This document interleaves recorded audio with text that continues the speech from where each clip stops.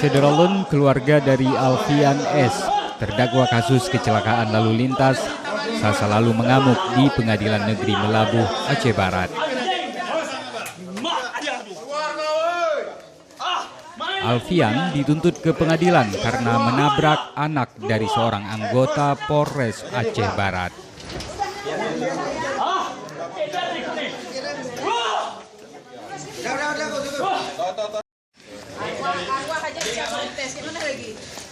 Keadilan ini, hah?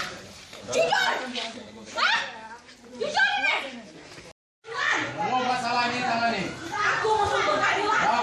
Keluarganya mengamuk karena menilai putusan majelis hakim tidak adil, terlebih oknum polisi yang menodongkan pistol dan memukul Alfian justru divonis pidana ringan.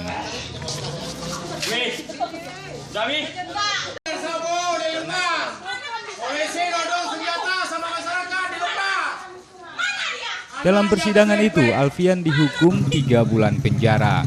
Sementara oknum polisi yang memukul dan menodongkan senjata api jenis pistol terhadap Alfian hanya divonis hukuman percobaan selama 7 hari.